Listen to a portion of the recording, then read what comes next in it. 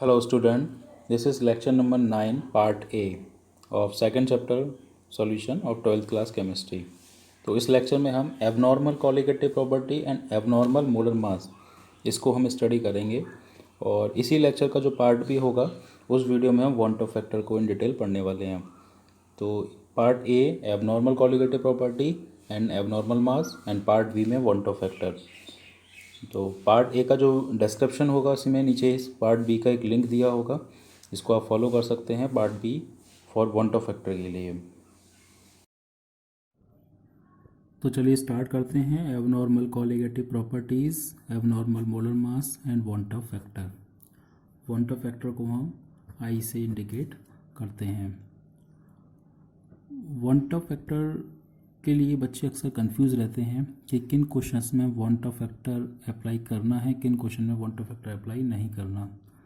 तो इस वीडियो के एंड तक जब हम न्यूमेरिकल सॉल्व करेंगे तो वहाँ मैं आपको एक हिंट दूंगा या उसको एक ट्रिक है इसके लिए कि वांट ऑफ फैक्टर कहाँ अप्लाई करना है, कहाँ नहीं करेंगे। तो वीडियो के वो मैं एंड में बताऊँगा। तो सबसे पहले हम बात करते हैं कॉलिगेटिव प्रॉपर्टीज़ की। तो इससे पहले हमने कॉलिगेटिव प्रॉपर्टी जो लेक्चर नंबर 8 और उससे पहले जितने भी लेक्चर थे उन सभी में कॉलिगेटिव प्रॉपर्टीज़ को जाना था। For example RLVP, relative lowering in vapour pressure, depression in freezing point, elevation in boiling point and last osmotic pressure. तो इन सभी कॉलिगेटिव प्रॉपर्टीज़ के जो फॉर्मूले थे वो इस तरीके से हैं।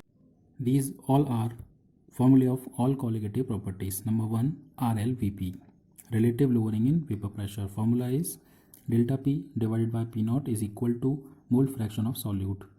Mole fraction of solute can be formulated by small n divided by small n plus capital N, where small n is number of mole of solute in solution and capital N is number of mole of solvent.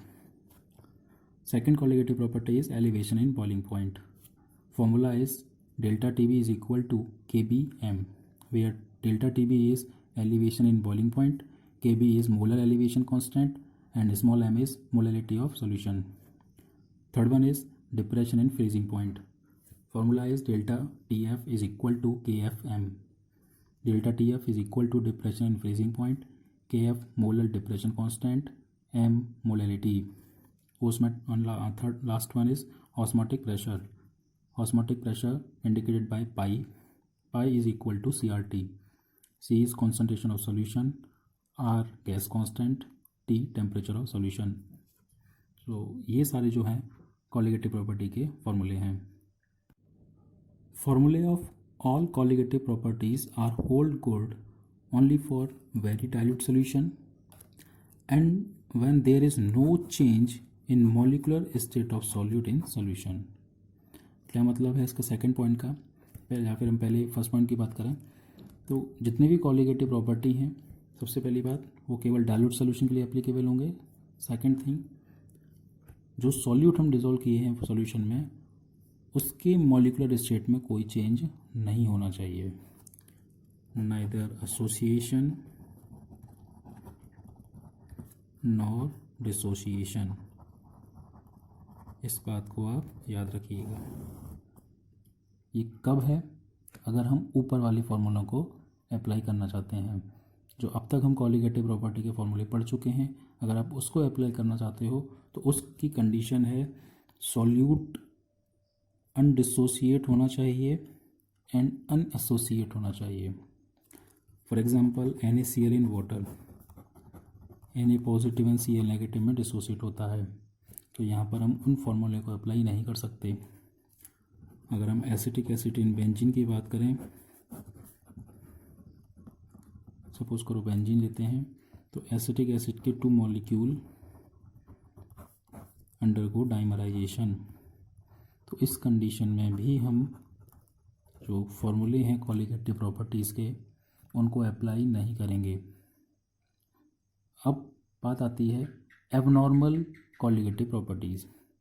अभी तक हम जितने भी colligative पढ़ते आ रहे थे उसमें solute के मॉलिक्यूलर स्टेट में कोई चेंज नहीं होता था। अगर चेंज हो जाता है तो उसमें कुछ प्रॉपर्टीज़ में, मतलब कॉलिगेटिव प्रॉपर्टीज़ में एबनॉर्मलिटीज़ आने लगती हैं। एबनॉर्मलिटीज़ में चेंज आने लगते हैं। उन चेंज जो चेंज्ड कॉलिगेटिव प्रॉपर्टी हैं उन्हीं को कहा जाता है एबनॉर्मल कॉलिगेटिव प्रॉपर्टीज़। तो एबनॉर्मल कॉलिगेटिव प्रॉपर्टी को हम समझने की कोशिश करते हैं। ये हमको पता है colligative property depends upon number of particle, क्योंकि कॉलिगेटिव प्रॉपर्टी उन्हीं को कहा जाता है जो नंबर ऑफ पार्टिकल और सॉलिड पर डिपेंड करें इन सॉल्यूशन। अगर नंबर ऑफ पार्टिकल इंक्रीज हो जाएं तो कॉलिगेटिव प्रॉपर्टी भी इंक्रीज होंगी, नंबर ऑफ पार्टिकल डिक्रीज हो जाएं तो कॉलिगेटिव प्रॉपर्टी भी डिक्रीज हो जाएंगी। अब हम बात करते हैं कि इसमें एबनॉर्मलिटी वाली बात क्या है। सपोज़ हमने एक सोल्यूशन लिया जिसमें सॉल्वेंट है वाटर, और इस वाटर में हमने 1 स्पून एक सॉल्यूट हमने ऐड किया, एनी सॉल्यूट X।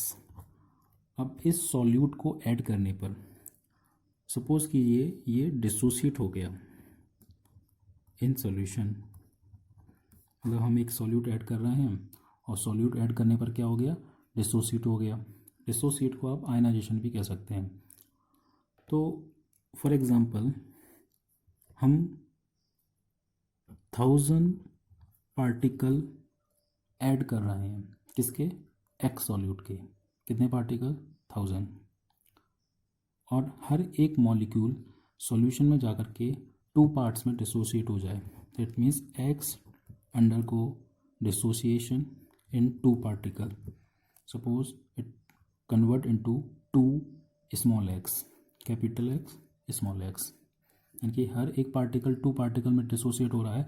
तो 1000 पार्टिकल कितने पार्टिकल में डिसोसिएट होंगे, 2000 पार्टिकल में होंगे। ठीक, लेट जो हमने 1000 पार्टिकल ऐड किए इसके अकॉर्डिंग कॉलिगेटिव प्रॉपर्टी आनी चाहिए P1। इसको हम P1 को PI से इंडिकेट करते हैं, I फॉर आइडियल। अब सॉल्यूशन में कितने पार्टिकल एक्चुअली, 2000। तो जो ऑब्जर्व कॉलिगेटिव प्रॉपर्टी होगी वो क्या होगी, इसको इंडिकेट कर रहे हैं PO, O for observed, I ideal. तो यहाँ पर आप बता सकते हैं कि प्रॉपर्टी की न्यूमेरिकल वैल्यू किसकी ज़्यादा होगी। अभी हम जो ऊपर रिलेशन देखा उसमें देखा colligative property directly proportional to number of particles. Actual में हमने कितने पार्टिकल ऐड किए, 1000। तो जो कैलकुलेटेड कॉलिगेटिव प्रॉपर्टी होगी, क्योंकि हमको जो पता है वो तो ये पता है कि हमने जो पार्टिकल ऐड किए वो 1000 थे हमारे लिए। तो हम जो फॉर्मूले ऊपर वाले फॉर्मूले पढ़ के आ चुके हैं, अभी तक जितनी फॉर्मूले पढ़ के आ चुके हैं उसके अकॉर्डिंग ही तो कैलकुलेट करेंगे हम। तो हम जो कैलकुलेट करेंगे वो 1000 के अकॉर्डिंग कैलकुलेट करेंगे, जिसको मैंने इंडिकेट किया है PI से। बट एक्चुअल में कॉलिगेटिव प्रॉपर्टी किसके अकॉर्डिंग होगी, जो ऑब्जर्व कॉलिगेटिव प्रॉपर्टी होगी 2000 के अकॉर्डिंग। तो इसका मतलब ऑब्जर्व कॉलिगेटिव प्रॉपर्टी और कैलकुलेटेड कॉलिगेटिव प्रॉपर्टी इसमें डिफरेंस होता है। तो ये जो डिफरेंस है इसी को कहते हैं एबनॉर्मल कॉलिगेटिव प्रॉपर्टी। तो ये जो है ये एबनॉर्मल कॉलिगेटिव प्रॉपर्टी है। अब एबनॉर्मलिटी किसकी वजह से आ रही है, या तो सॉल्यूट डिसोसिएट हो जाए या एसोसिएट हो जाए। सपोज़ ये एसोसिएट हो जाता और एसोसिएट होने के बाद ये 5000 मॉलिक्यूल में कन्वर्ट हो जाता। नंबर ऑफ पार्टिकल सब कितने हो गए, 5000 नहीं 500। तो 1000 हमने ऐड किया, इसके अकॉर्डिंग कॉलिगेटिव प्रॉपर्टी कैलकुलेट करेंगे PI। But in reality colligative property किसके अकॉर्डिंग होगी, 500 के अकॉर्डिंग।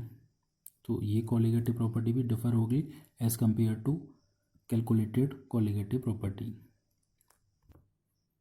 तो हम कह सकते हैं if number of solute particle in solution changed, then colligative property also changed, and these colligative properties known as abnormal colligative property। अब हम बात करते हैं एबनॉर्मल मोलर मास। अगर हम कॉलिगेटिव प्रॉपर्टीज़ के जो हम फॉर्मूले या जो रिलेशन हम पढ़ चुके थे उनको हम अगर ऑब्जर्व करें For example, delta TB. Delta TB is equal to kbm. M molality. Formula of molality is given mass of solute divided by molar mass of solute and mass of solvent into 1000। तो अगर हम इन सभी को जो mass of solute है, solvent, इन सबको फिक्स कर दें तो यहाँ कह सकते हैं colligative property delta T B inversely proportional to molar mass of solute.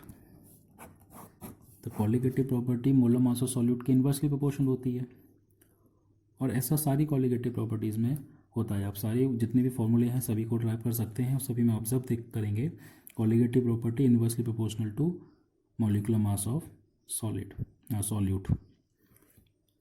तो अगर हम एबनॉर्मल कॉलिगेटिव प्रॉपर्टी को देख रहे हैं, जब कॉलिगेटिव प्रॉपर्टी डिपेंड करती है नंबर ऑफ पार्टिकल्स पर।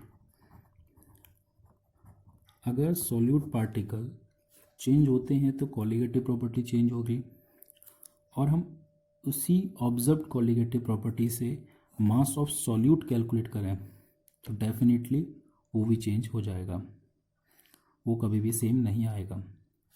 सपोज करो हम एसोसिएशन के केस को हम देखते हैं। नंबर 1 देख रहे हैं एसोसिएशन।